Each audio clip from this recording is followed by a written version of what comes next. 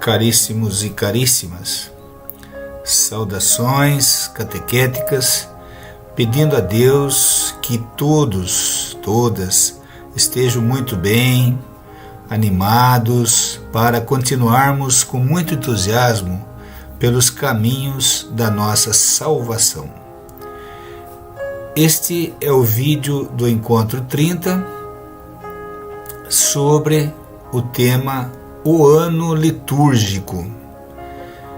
E esse tema foi incluído para nós podermos compreender, vivenciar cada vez melhor as celebrações das quais nós participamos em assembleia, como povo de Deus que está peregrinando por esta terra rumo à eternidade de Deus. Bom, esse primeiro slide, ele ilustra Deus Pai, o Espírito Santo, Jesus Cristo, ou seja, a Santíssima Trindade. Tudo que existe continua existindo porque Deus, que é a Santíssima Trindade, ama e quer que tudo continue existindo. Foi a Santíssima Trindade que tudo criou. Lembra lá no comecinho do livro do Gênesis? Façamos o sol, façamos o mar, façamos o homem à nossa imagem e semelhança. Então foi a Santíssima Trindade que tudo criou e mantém tudo na existência. Então, o ano litúrgico, a liturgia, que são as celebrações feitas pelo povo de Deus para louvar a Deus e agradecer por tudo que Deus nos dá, são a resposta que nós, criaturas de Deus, damos a tanta bondade e amor de Deus, agradecendo, louvando nosso Deus, porque Ele nos ama tanto e porque nós sentimos essa necessidade de manifestar ao nosso Deus o nosso agradecimento incessante e o nosso louvor. Como nós vamos ver ao longo deste vídeo, o ano litúrgico é um pouco diferente do ano civil. O ano civil começa no dia 1º de janeiro, termina no dia 31 de dezembro.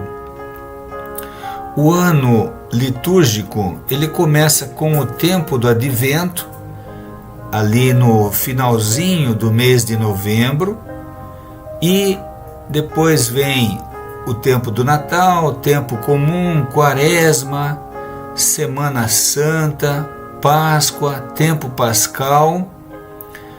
Depois vem uma segunda parte do tempo comum e termina com a festa de Cristo Rei no finalzinho de novembro, começando outra vez no finalzinho de novembro, com advento e assim sucessivamente.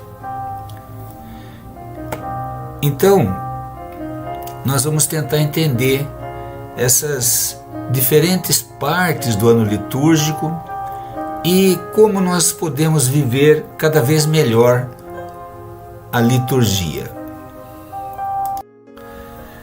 Destacando que liturgia é esse relacionamento da criatura com Deus. Deus vindo a nós em Jesus Cristo e nós, criaturas, povo de Deus, elevando-nos a Deus pela luz do Espírito Santo, oferecendo Jesus Cristo como a melhor oferenda que podemos elevar a Deus. Então, a liturgia é esse ir e vir de amor de Deus para com a criatura e de criatura para com Deus.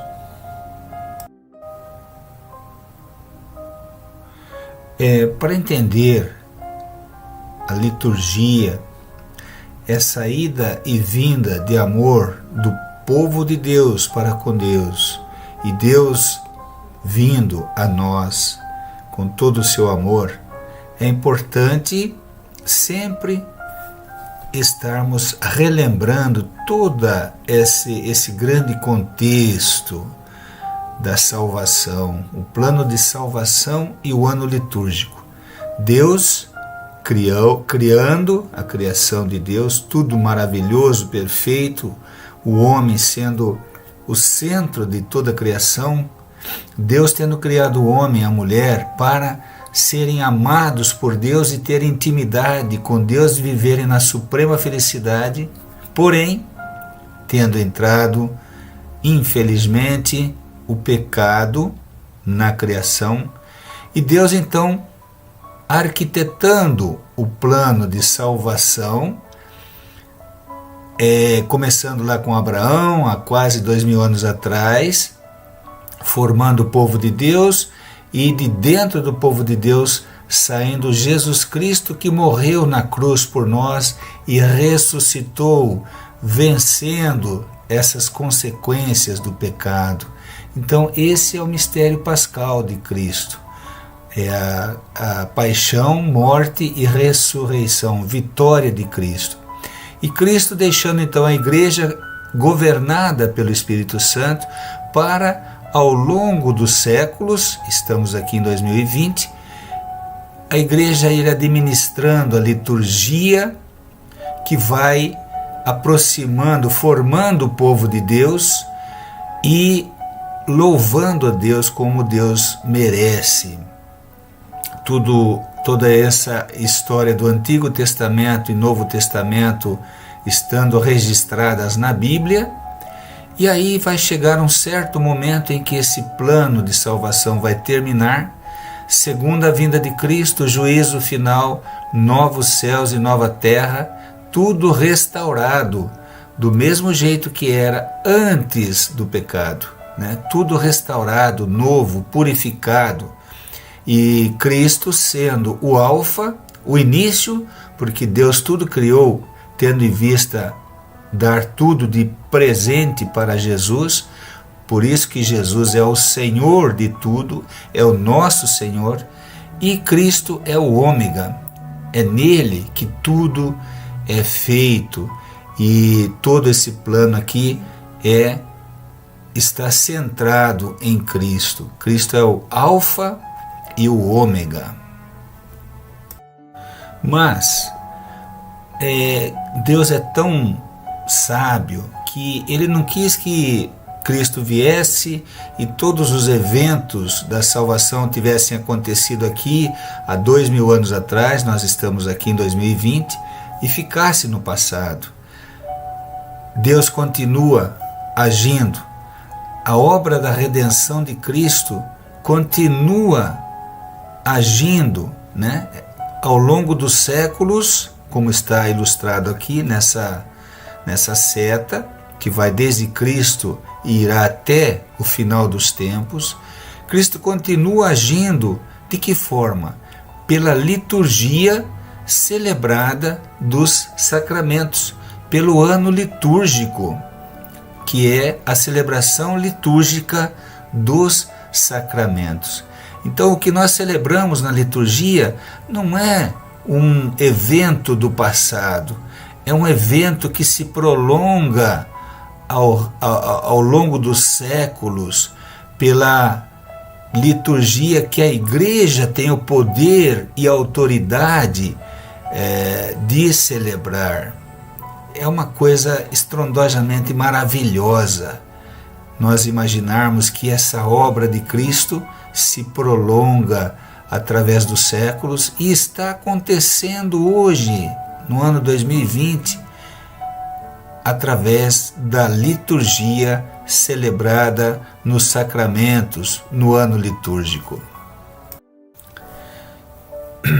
Lá no Catecismo da Igreja Católica, número 1084, está dito o seguinte: sentado à direita do Pai e derramando o Espírito Santo no seu corpo místico, que é a Igreja Católica Apostólica Romana, Cristo age agora, hoje, ontem, hoje, amanhã, através dos sacramentos. Sacramentos que foram instituídos pelo próprio Cristo, segunda pessoa da Santíssima Trindade, para comunicar a sua graça salvadora que é derramada do seu peito aberto na cruz. Os sacramentos são sinais sensíveis, palpáveis, constituídos de palavras, elementos visíveis e ações litúrgicas, acessíveis à nossa humanidade atual. Nós, seres humanos, para enxergar as coisas invisíveis de Deus que acontecem nos sacramentos, nós precisamos de sinais sensíveis, palavras, elementos, como lá no batismo a água é o elemento do batismo, elementos visíveis, e ações, a liturgia, são as celebrações litúrgicas, acessíveis a nossas limitações humanas. E os sacramentos realizam a graça que significam em virtude da ação de Cristo e pelo poder do Espírito Santo. Falando isso aqui, olhando todo esse contexto do plano de salvação. Então lá no Catecismo, no número 1084, fala que Cristo, que já subiu ao céu, sentado à direita do Pai, e derramando o Espírito Santo no seu corpo místico, a Igreja, Jesus age agora pelos sacramentos, pela liturgia, sacramentos estes que foram instituídos por Cristo para comunicar a sua graça, a graça do mistério pascal, paixão, morte e ressurreição. Os sacramentos são então sinais sensíveis, palavras, elementos visíveis como a água do batismo e ações da liturgia, acessíveis à nossa humanidade atual e realizam a graça que significam. Por exemplo, o batismo nos torna filhos de Deus, pertença de Deus, de fato, em virtude da ação de Cristo pelo poder do Espírito Santo. Vejam que riqueza que é a nossa Igreja Católica Apostólica Romana e a sua liturgia, Cristo agindo pela liturgia dos sacramentos do ano litúrgico para nos transmitir a salvação ao longo dos séculos. Vejam que riqueza que é o ensinamento católico. Lá no Catecismo da Igreja Católica, no número 1085, diz o seguinte: na liturgia da Igreja, Cristo significa e realiza principalmente o seu mistério pascal, quando ele viveu o único evento da história que não passa. Jesus morre, é sepultado, ressuscita e está sentado à direita do Pai uma vez por todas.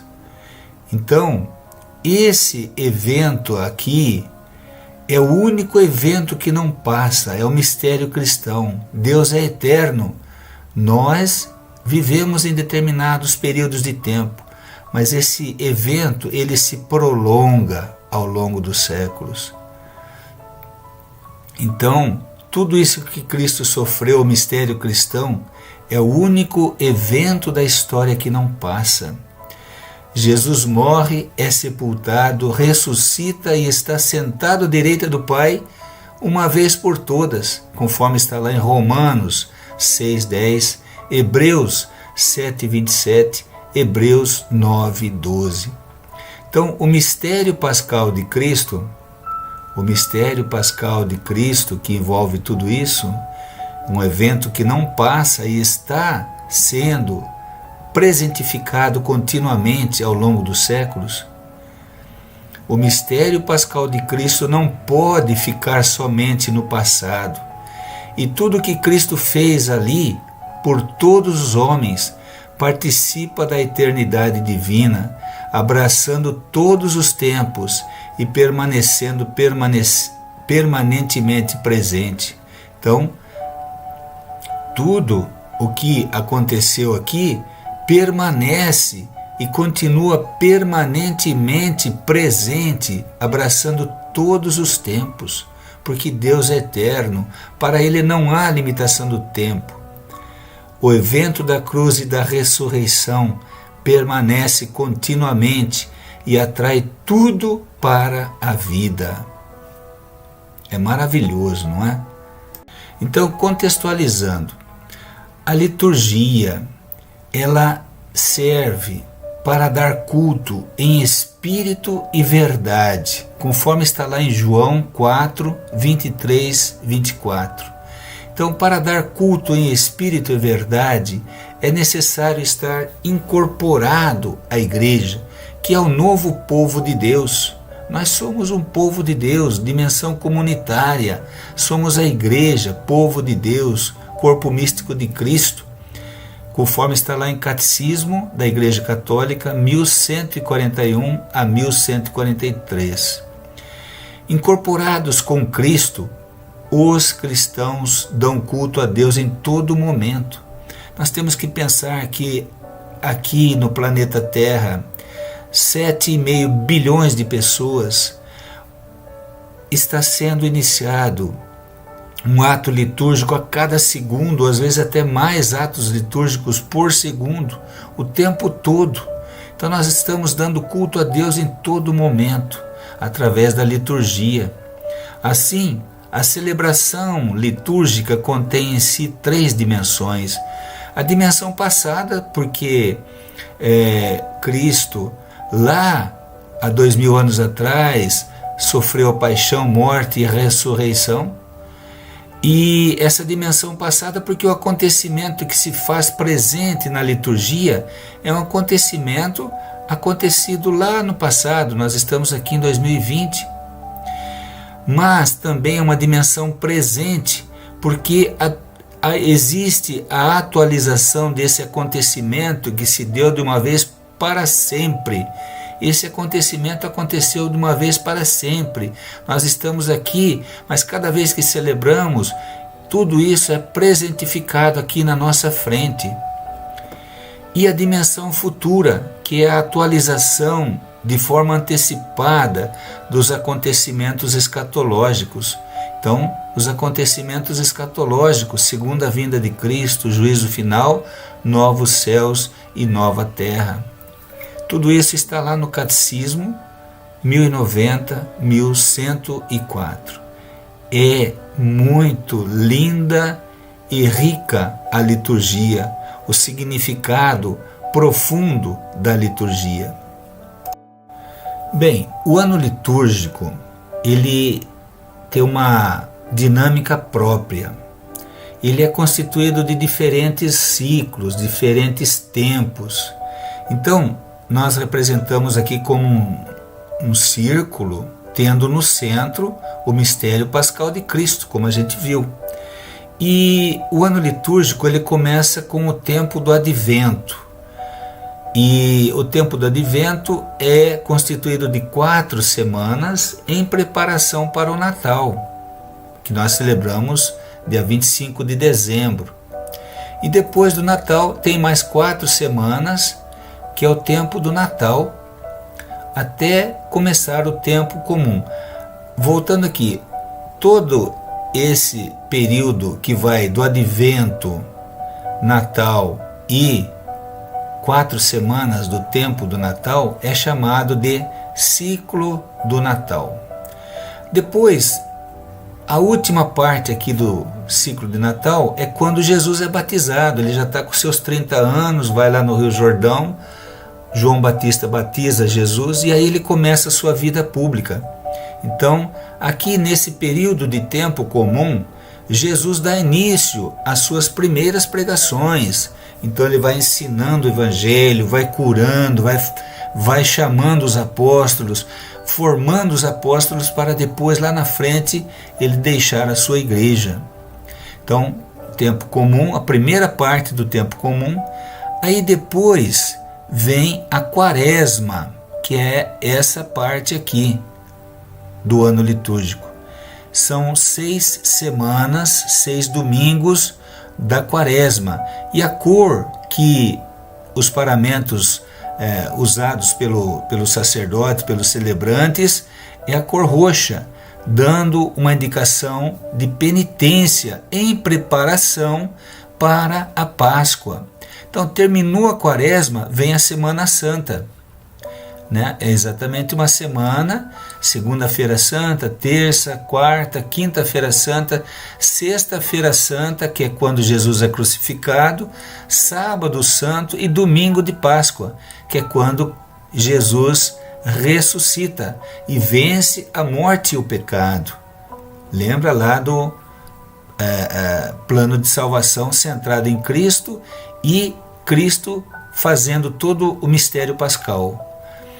E depois da Páscoa, vem então os domingos, 6 domingos do tempo pascal. Então, todo esse período aqui, Quaresma, Semana Santa, Páscoa e pós-Páscoa, 6 domingos, é o ciclo da Páscoa, até o Pentecostes, que é a vinda do Espírito Santo. Depois tem a festa da Santíssima Trindade e a segunda parte do tempo comum, aonde nós revivemos tudo o que Cristo disse e fez para a nossa salvação. E o tempo comum, a segunda parte do tempo comum, termina com a festa de Cristo Rei, que é no penúltimo domingo de novembro, geralmente. E depois começa novamente o Advento, no último domingo de novembro, e aí tudo vai se repetindo. Então esse é o ano litúrgico, para que nós possamos estar continuamente louvando a Deus através da liturgia. Concluindo, Jesus Cristo, nosso Redentor, continua agindo. Não foi uma coisa do passado. Jesus continua agindo através dos sacramentos, através da igreja, através da liturgia, no meio do povo de Deus. Não foi uma ação realizada no passado e que agora nós ficamos maçantemente recordando ano a ano. É uma coisa dinâmica, é um passado que continua presente e vai estar presente até a escatologia do juízo final, dos novos céus e nova terra. O culto em espírito e verdade, a liturgia é esse culto em espírito e verdade, conforme está lá em João 4, 23, 24, na igreja, que é o novo povo de Deus, essa dimensão comunitária. Nós somos indivíduos que louvamos a Deus, mas participamos de um povo que louva continuamente o seu Deus. E destacando a importância de entender sobre a liturgia e o ano litúrgico para poder participar cada vez mais conscientemente da liturgia, da missa, dos sacramentos, progredindo efetivamente, positivamente, continuamente nos caminhos da salvação. Por hoje, por este tema, é isso. Tem muito mais coisa, mas devagar nós vamos esclarecendo. Fiquem com Deus, um grande abraço e até a próxima, se Deus quiser.